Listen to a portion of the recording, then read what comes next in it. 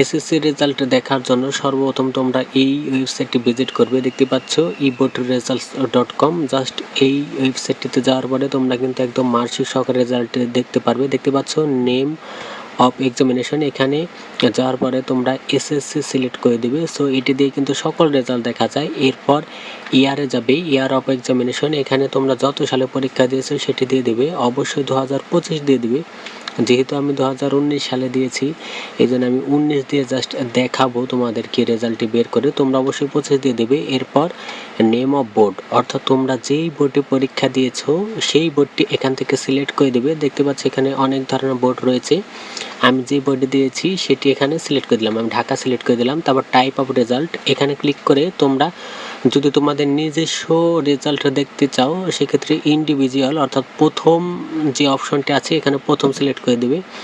Just দেখো আমি প্রথম সিলেক্ট করে দিলাম। এরপর তোমাদের যে রোল নাম্বার আছে সেই রোল নাম্বারটি দিয়ে দিবে। জাস্ট আমি আমার এখানে রোল নাম্বারটি দিয়ে দিলাম।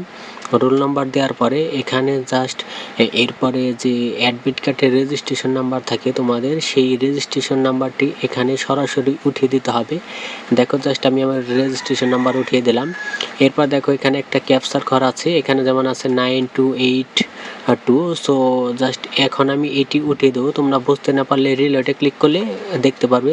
এরপর যদি আমি ভিউ রেজাল্টে ক্লিক করি, সো ক্লিক করার সাথে সাথে তোমরা দেখতে পাচ্ছ একদম মার্কশিট সহকারে আমার রেজাল্টটি কিন্তু চলে এসেছে। এখানে আমার নাম কি, আমি কোন স্কুল থেকে পরীক্ষা দিয়েছি, আমার বয়স, এটা চাইলে আমি কিন্তু প্রিন্টে ক্লিক করে সরাসরি প্রিন্টও করে নিতে পারবো। অর্থাৎ এখানে কিন্তু একদম মার্কশিট সহকারে রেজাল্টটি দেখা যাচ্ছে।